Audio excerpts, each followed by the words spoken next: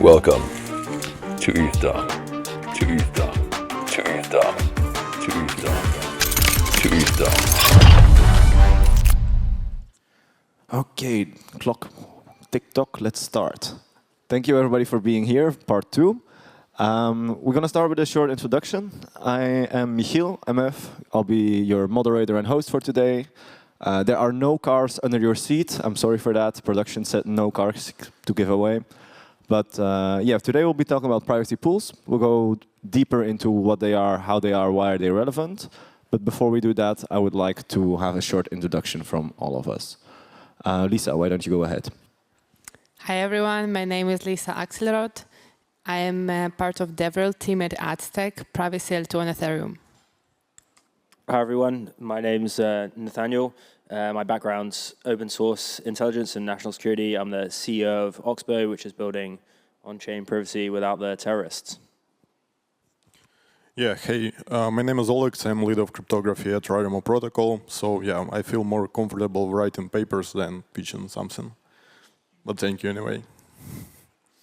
Well, good that you are the one writing the papers then, and I'm not. So, for everybody here, can you just raise your hands if you know roughly what are privacy pools? What do they entail? Wow, that is a growing amount of people.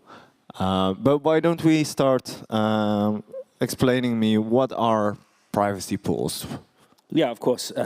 Probably useful to add some context around where they came from as well. So after Tornado Cash was sanctioned by the US government, there was a paper written by Amin Salami over here, by Vitalik, by Chainalysis, and some professors as well, which laid forward a way where you could build on-chain privacy, but keep all of the illicit funds out so that the privacy solutions that we're building are not funding North Korea's nuclear program. That was kind of the core issue. And the idea of the paper was pretty simple. So users can deposit into a privacy pool, and then an ASP, so an association set provider, will conduct KYT, not KYC, on the flow of funds coming in. And if they pass that vetting, the user will get added to essentially a whitelist. And then when they withdraw, instead of saying this withdrawal equals this deposit, you say this withdrawal comes from this list of known good deposits. So all of these deposits have been vetted, that they don't come from, they're not hack funds on their way to Kim Jong-un. That's a great way to avoid the, let's say, the sketchy business of it all. Thanks for explaining that to me.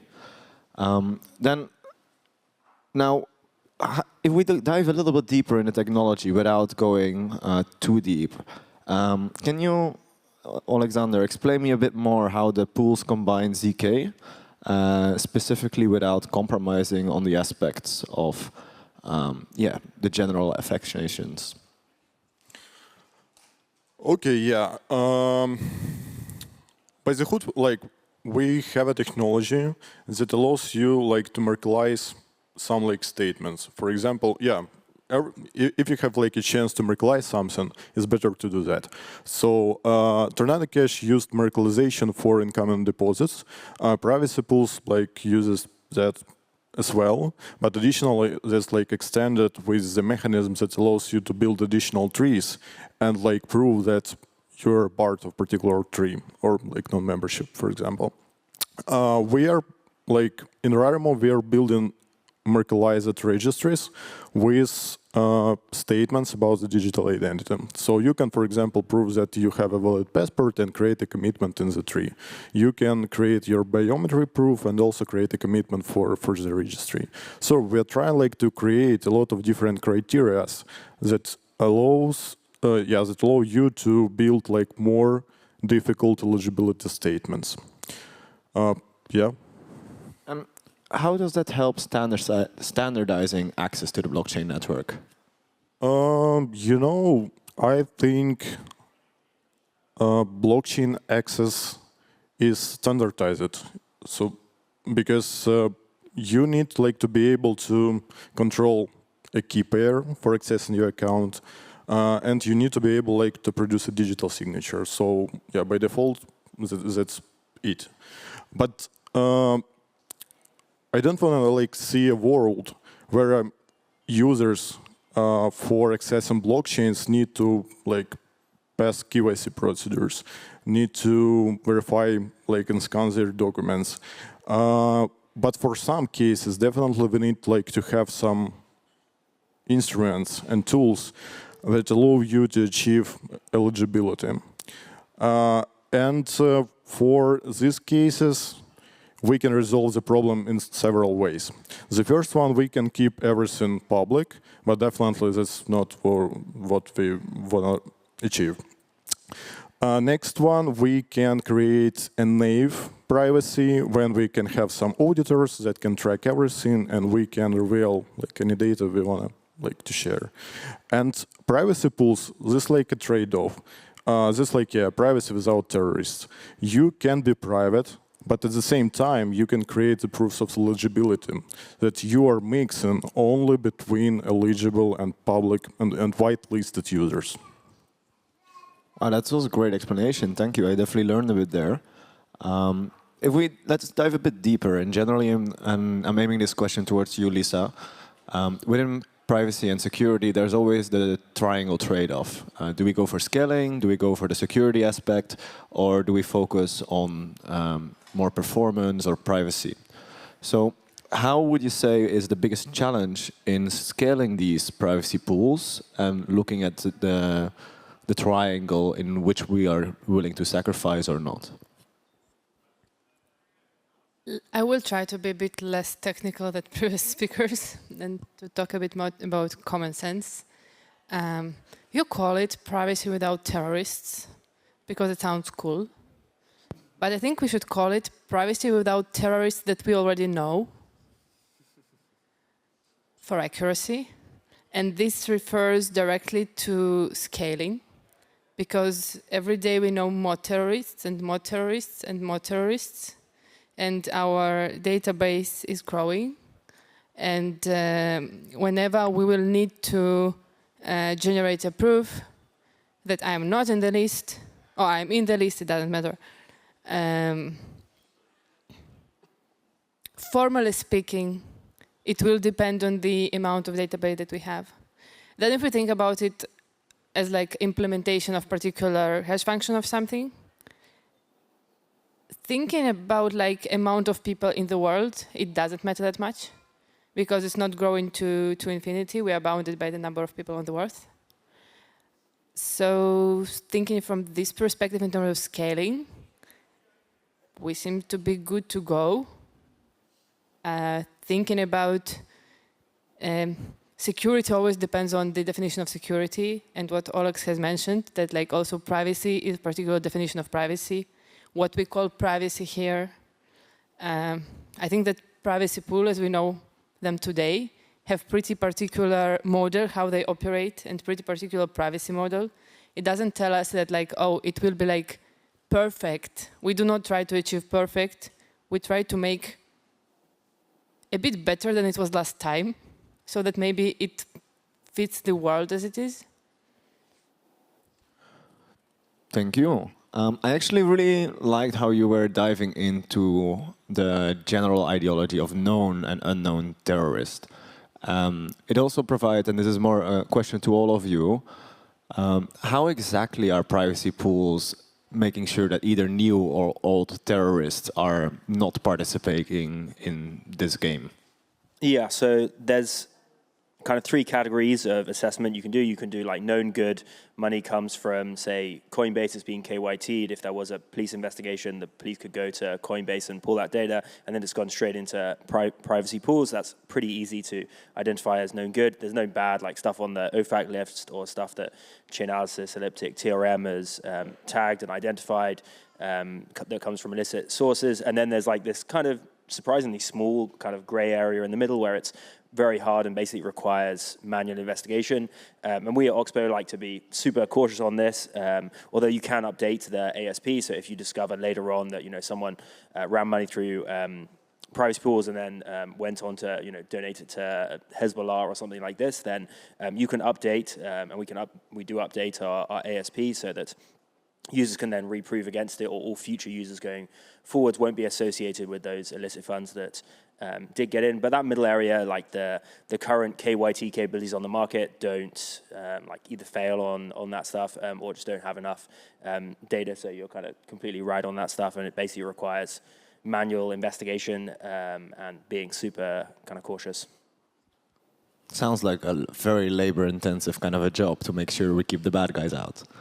I see you wanted to say something, Alexander. Yeah, Please I go wanted ahead. to ask Nathaniel, do you believe we need to have such tools for native ETH? So, for example, I have like no question for supporting real-world assets. For example, some tokens, some like stable coins issued by a particular, I don't know, entity. So we need to have such like tools for them. But should we support with the same mechanism like native currencies, like ETH, for example? Ask this question again. Yeah. So I'm totally okay like to support this eligibility preserving mechanism for operating with stable coins, with tokenized assets, with, I don't know, different shares, etc. But should we support them? Should we actually support them for cryptocurrencies? Yeah, why not? I love the spicy argument. Please dive into it. And Lisa, if you have your opinions on there too, go ahead. Yeah, I think we should not prescribe general rules for the world, because whenever someone wants to put high-level rule that is imposed on everyone, it usually ends in a bad way. I think that if there is a stablecoin that assumes that for its mechanism it's great, go for it. If there is another stablecoin that leans towards like total anarchy, go for it. If there is something in the middle, awesome. And then, like, there are a lot of smart people in the world with different risk models incorporated in their brains. Everyone goes for whatever they think is right. And then the world shows how it reflects like the world's need and sentiment. Sometimes it shows in quite harsh way, but this is part of this Earth game, I guess. Yeah, you can use a hammer to build a house or to do some other bad things too. I guess that. What role, question to all of you, and how would privacy pools help increase the trust and transparency we have in open source systems? Well, privacy pools is open source, so you can go and spin your own up. The UX and everything behind it. I think privacy is just like a really important human right. You can see like some quite physical manifestations of the pseudonymous nature of crypto, leading to like people getting kidnapped and robbed, especially in like London, where I come from, and in Paris as well. And so I think like it's just building trust in the system. There is some people that care very, very deeply about privacy for a variety of reasons, but just generally it's something that like we have in the banking sector with in the US, the Banking Secrecy Act. So why wouldn't we want to have that in crypto? That's great. And Lisa, I was curious also for your thoughts more on how we could avoid then making sure that through using these trust and transparency systems, the wrong people end up on a whitelist. You're asking me?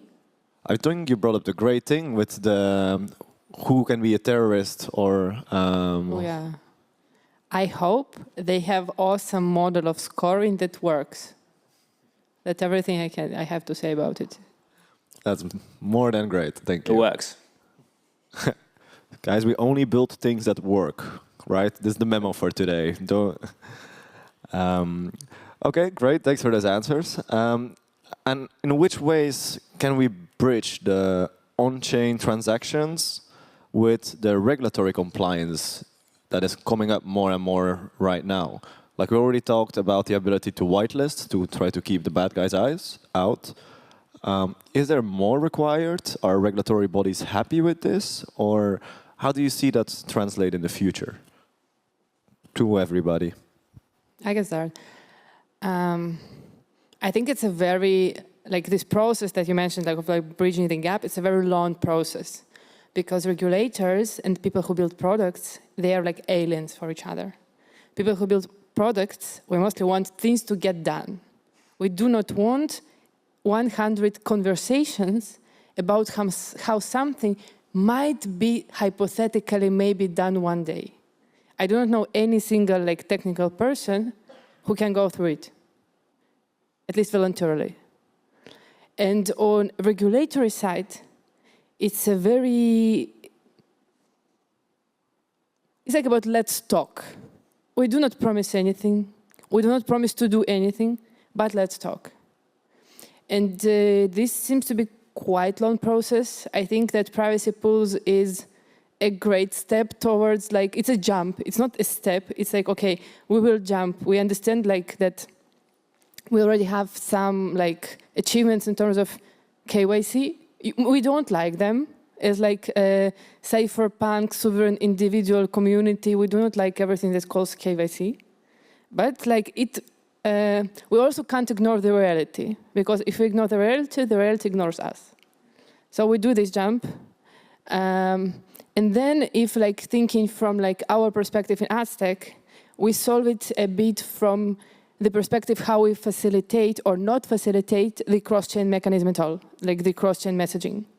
What we do as a network, we leave it to the application to decide how they facilitate the cross-chain that is usually affiliated with compliance, because it says who can bring what and take what. And then we say, okay, it's up to application to decide, are they full anarchy? Are they fully compliant? Compliant to which jurisdiction? Are they something in between? And I think this is also the way to go. What we will have and get long term, we will see. So, making my own assumptions here, and correct me if I'm wrong as well, does that mean that there are censor abilities within privacy pools? To, you know, if you say there's too much chaos after people use them, can you shut them off? She was talking about AdStack, like bridging stuff to AdStack. You want to answer that question for AdStack? It's up to application. If application determines the rule that people who satisfy this criteria are not allowed, then this is the coded rule. They are not allowed because they decided this way.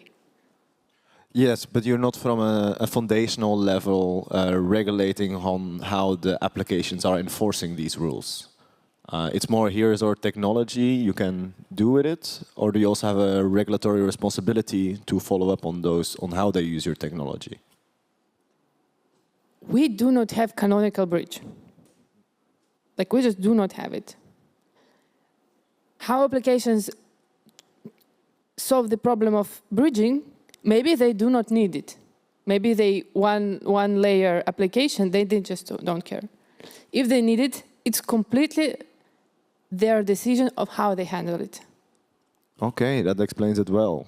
Thank you very much. Imagine like we are getting further and further in the future with privacy pools, and they start being accepted by regulatory bodies, and let's assume as how they are now for simplicity. What necessary steps do we still need to work on to support larger, more complex financial products or derivatives? Yes, that's a good question. That's a good question. Yeah, I'm waiting when transfers will be like added to privacy pools. So because it's like a very important operation for like any financial system. Yeah, building like private DeFi applications is like very complex. But why we are also working on that? Because why we are trying like to digitize the real world? Because compliance is coming from the real physical world. And if you have like a proper way how to convert these like real world rules into like programmable rules that can be executed and provable within smart contracts, that's like a way how we can follow real world rules with DeFi applications. So yeah, right now you have a lot of criteria, and when you're doing like Web2 payments, you need like to provide like a lot of proofs that you're eligible in like form of scans of like paper documents, like some history, credit score, etc. And we need like to aggregate all this information into some like compressed format, compressed verifiable format into like Web3 environment. And I think this process is very difficult as well. Well, thank you for the answer there. I have a final question for each of you individually before we give the community also to answer us some questions.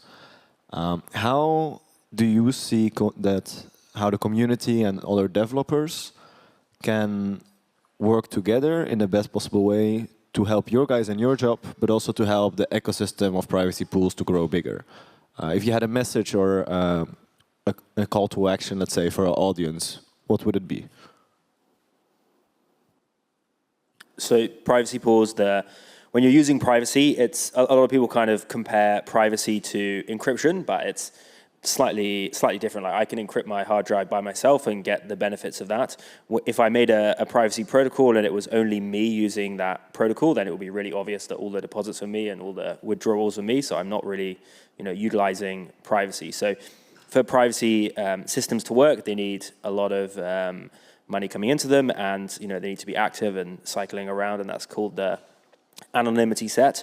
And so it's really, really important that that anonymity set is like multi-asset and has a large amount of funds flowing through it on a regular basis. So if you believe in privacy, go and utilize privacy protocols, not just privacy pools. Go check out Aztec as well, and go and try out all of these tools and find what you like, find what you don't like. The real kind of gold standard of privacy is tech that kind of seamlessly integrates into the tools and things you're using on or the exchanges or whatever that you're using on a daily basis, and that's kind of where we want to go towards. But at the moment, it's just on like mainnet with ETH. So head on over to privacypools.com and try it out. Thank you very much. Use the working technology. That's the mission statement here, I hear. Alexander or Lisa, who would like to go next?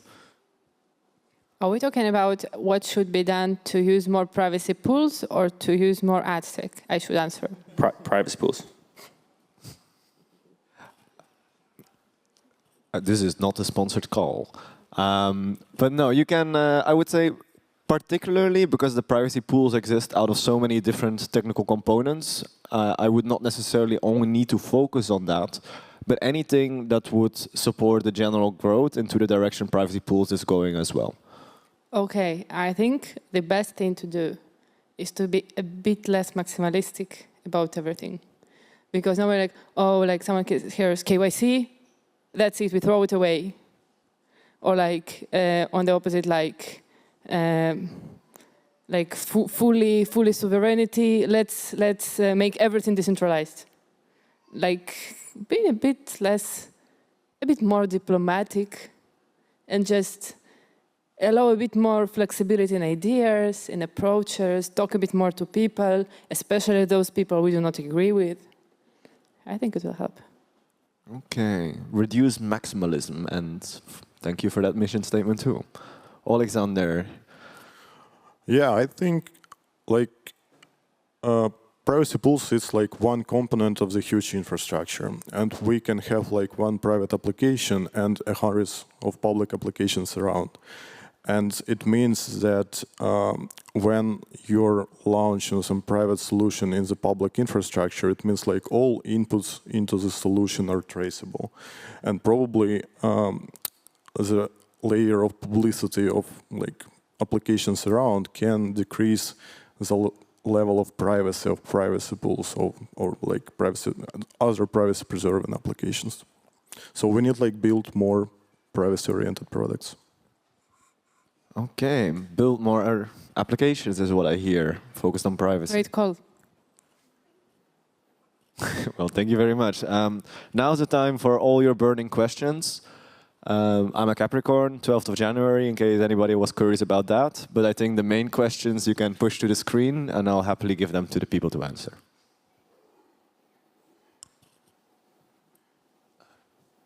So I'm getting a first question here from Mr. Anonymous. This is a stage. Are there working integrations from Merarimo for ZK KYC? If yes, which jurisdictions are these valid for?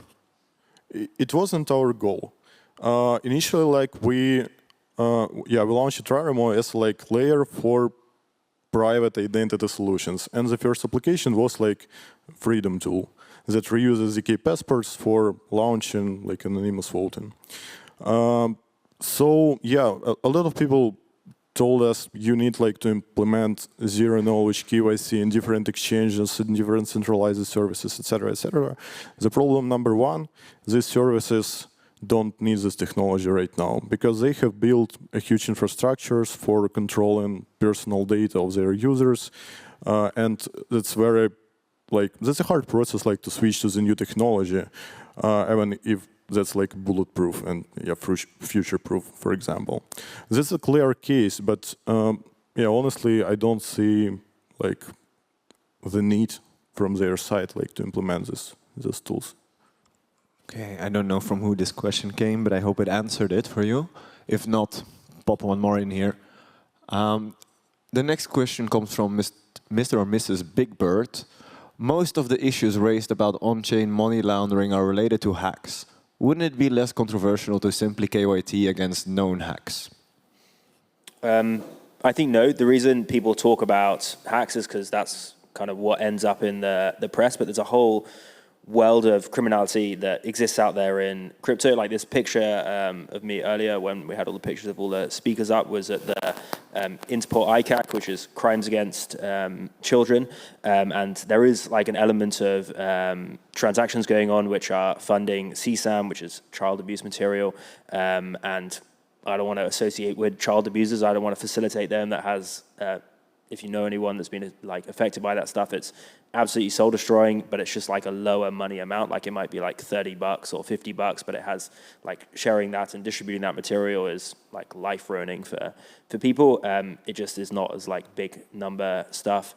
There's also like terrorist financing and a bunch of other areas. You also then, there is other privacy protocols that exist, you know, like Railgun and Tornado Cash. And so if you say, hey, I don't want to have any, you know, even hacked money in privacy pools, you essentially have to say, you know, there's currently a certain amount of money sitting in Railgun, sitting in Tornado Cash, which comes from North Korea, and we like don't support the standard of vetting they do to keep that money out. And so there's no way to say if the money coming out of Tornado or Railgun is that hacked or stolen funds. And so you also have to block kind of funds coming in that are from other privacy protocols. So it probably would be less controversial, but it's not like serving the mission of making sure you don't associate with threat actors. Thank you. Do you have something to add to that, Lisa, or should we jump to the next one? All right. How decentralized are privacy pools?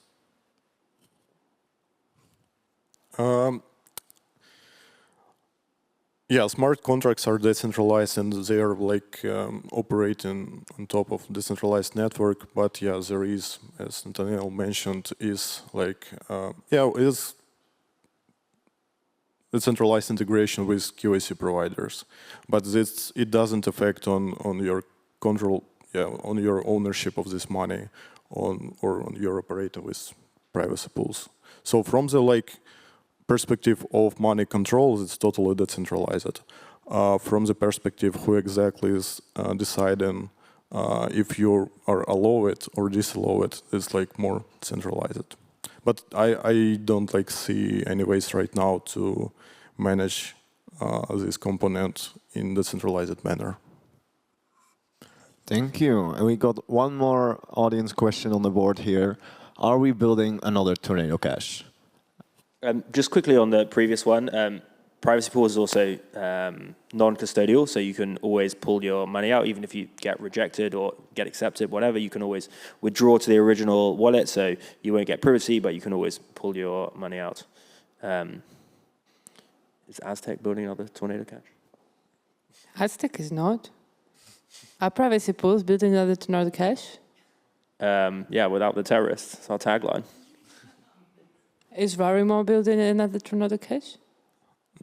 I say no, not. Is anybody else here building a Tornado Cash? This is the wrong country to admit if you are. On the fifth floor. Okay, thank you very much. Before I'll let you go and escape and enjoy your weekend, did anybody have a question but were not able to go through the online question system? Please raise your hands. If not, then all clap your hands instead. Thank you very much for being here. Thank you guys for... Thank you very much.